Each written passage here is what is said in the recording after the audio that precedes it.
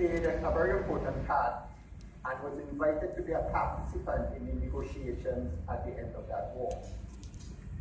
While we hope to be able to gain more information about the Caribs from the work of archaeologists, this will be principally around material culture. It is much more difficult to reassess the narrative of the Châtelet story that was given to us, but it must be done.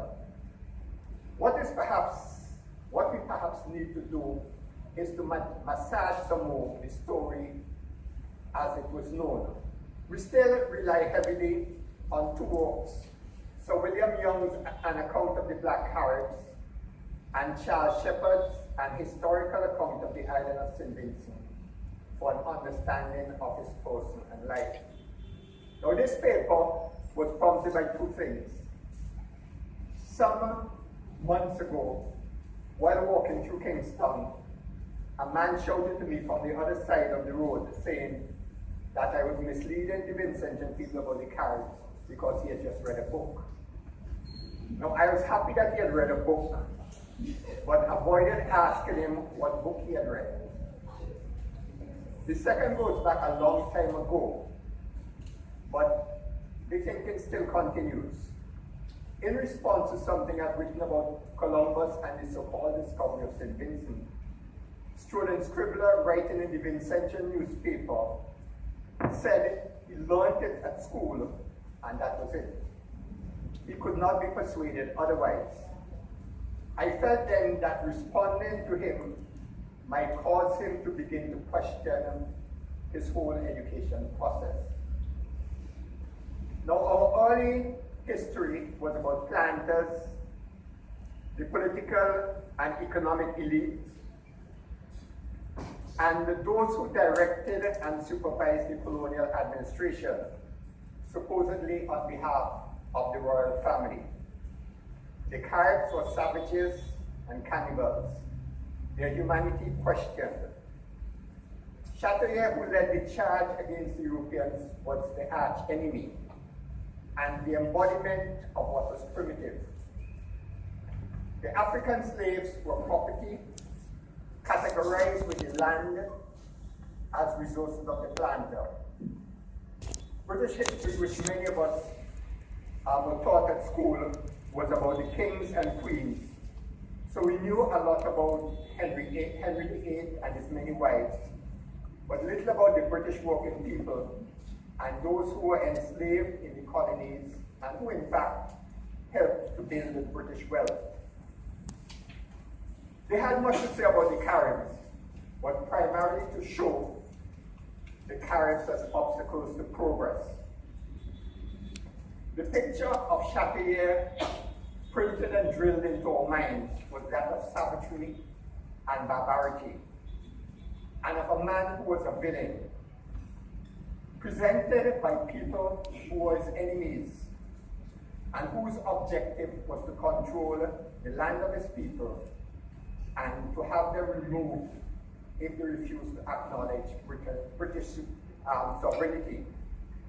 Vincentian historian Bernard Marshall, now deceased, in his book on slavery, law and society in the British Windward Islands, written in 2007, expressed concern, and I quote, that no one has yet attempted to refute Young's arguments by a thorough re-examination of the available data.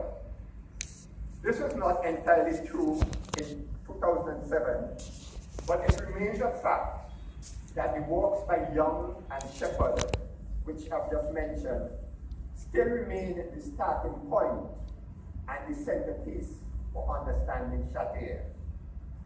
Now this brings me to the reference I made to that gentleman who told me that he had just read a book. In reading, we have to get a sense of who the writer is, what he was about, the period of writing and publication, and the purpose of writing. And this is particularly important to students. So William Young's account of the Black Caribs was written in 1795. And that was the year when the British were bent on ridding the colony forever of the Caribs. Young's book was based largely on the official papers of his father by the same name. Senior Young was commissioner for the sale of lands after the British gained control of St. Vincent in 1763. The lands were wanted for the establishment of a sugarcane industry, and established and would-be planters were ready to pounce on these lands. They wanted support and permission from their home government to remove the Caribs from the lands they occupied and from the colony itself. So it was in the interest of the Young, both father and son, to describe the Caribs as being barbaric and uncivilized, incapable of using the land productively. Of course, all of this was a justification and a plea for their removal. The commissioners argued that the English people here who came in 1763, the crown loyal subjects, would never be safe once the Caribs remained. So one has to see Young's book within this context. There remains a lot that is questionable that he might be able to recover. It was in the interest of Young, for example, to exaggerate the population numbers of the Black Caribs or Garifuna. Because one of his arguments was that the red and not the Black Caribs were the original owners of the land. They could therefore not lay a claim to those lands. The French, on the other hand, tended to highlight the role and presence of the yellow Caribs or the Cadenagos, while acknowledging the strength and power of the Black Caribs and paying deference to Château. The other book, Charles Shepherd's An Historical Account of the Island of St. Vincent, was written in 1831. This was the period after the abolition of the slave trade and just prior to emancipation. Shepherd noted that his work, and I quote, was undertaken at the request of several gentlemen in the colony who were anxious that the particular circumstances surrounding the insurrection should be preserved in a convenient form, with more minuteness than had been done before. In other words, what Shepherd set out to do was to glorify the works and deeds and to preserve the names of those English people who participated in the wars against the Caribs. His comments on early colonial history, that is Shepherd's comments on early colonial history, are quite interesting and ironic because they can very well be applied to his own work. And this is what Shepherd had to say. He says, the early history of the lesser colonies in the West Indies is so obscure and of such little importance in the present age that it is hardly worthy of any research. That is, he's speaking about our early history. There are few records to be found in any writings of those who first came that are not either enveloped in fiction or distorted by ignorance or prejudice. And why I say this is ironic, because certainly Charles Shepherd's writings were led by prejudice. What he has done is just to dismiss the people's history, and as I said, clearly biased in the way he did it. His work is described as by one historian as an exercise in ex parte history, meaning, of course, written on behalf of one side. Interestingly enough, too, this work by Shepherd was dedicated to a man called Drury Utley, who was in the forefront of the efforts to deport the Black Caribs from St. Vincent. So how was our villain our national hero now portrayed, Châtelet was perfidious and deceitful. He was recognized as being brave, desperate, and accustomed to warfare and bloodshed. Ruthless and sanguinary, meaning bloodthirsty, and a schemer par excellence. Sir William Young could not resist, in the closing pages of his book, describing what he regarded as the last act of savage life of Châtelet, who, he said, hewed to pieces 3 prisoners. Now, interestingly enough, these prisoners were taken at Châtelet a few days before, but for some what I consider strange reason, carried to Dorset to Hill, where he performed the act which was described. And he had done so, Young argued, in wanton trial of a British sword which had been given to him. Our question here is, what was involved in the process of transforming Châtelet from villain, despised by the British colonialists, to the national hero of an independent country, trying to find an identity and to overturn centuries of colonial brainwashing? The person I refer to very often to provide a context for understanding what colonialism was all about and how Britain exercised control over the people colonized is an African writer called Ngugi wa Thiong'o. And in one of his books, Decolonizing the Mind, the Politics of Language in African Literature, and it's interesting that the question of restoring the Carib language came, because when you see what Thiong'o has to say, you would understand. Thiong'o writes, and I quote, "But the biggest weapon wielded and daily unleashed by imperialism against that collective defiance, that is the defiance of the colonial people, is the cultural bomb. The effect of a cultural bomb is to annihilate a people's belief in their names, in their languages, in their environments, and in their heritage of struggle, in their unity, and in their capacities, and ultimately in themselves.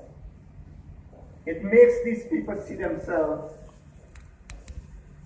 as, or see their past as one wasteland of non-achievement.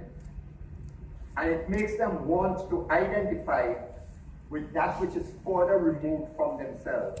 For instance, with other people's languages rather than their own. It makes them identify with reactionary forces and all those forces which would stop their own springs of life, and even plant serious doubts about the moral rightness of struggle. So what he is saying is, he's trying to show the context in which control over colonial people was carried out, and he's saying that culture, he refers to culture as a bomb. We see clearly what was done with the Carib names and language, and the same thing happened with the Africans and with the whole culture, because one of the things which the colonialists did was to try to destroy the culture, and with the culture came, of course, the names. The Caribs, for instance, the names which we know are French names, and that has a whole history behind it. And there were also efforts to undermine their struggle and to destroy confidence in themselves and in their moral right to struggle as conquered or as a colonized people.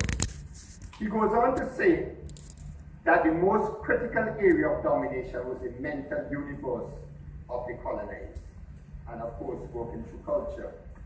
And in looking at this, we have to remember Bob Marley's "Emancipate Yourself from Mental Slavery." Now this sums up neatly colonial control over the Caribs and the Africans. Fortunately, they never succeeded in Christianizing the Caribs. and did not, in the early years of course, expose them to their classrooms. In case of their descendants, that is the descendants of the Caribs, and the African slaves and the free people, the church and the classroom replaced slavery. The cultural bomb was then unleashed.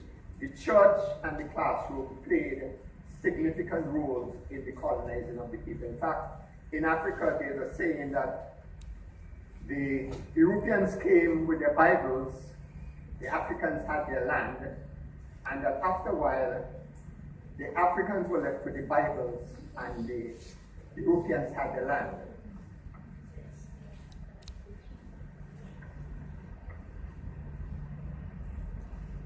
So, Wationgo provides a context for understanding the struggle against colonialism, the struggle by the Caribs and also by the Africans.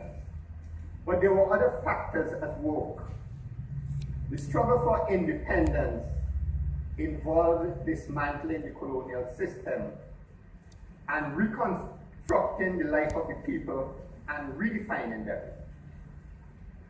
The same people whose lands they took and those who labored on the plantations to build British economic and political power, and the people, that is the freed slaves who after emancipation built their own villages, and through the planting of cereal and cotton and arrowroot helped to sustain the country's economy. 1992, as another factor, 1992 was an important year. While the Europeans celebrated the arrival of Columbus by blowing their own trumpets, the indigenous people were involved in recreating their lives and dismantling the story that the Europeans told about them.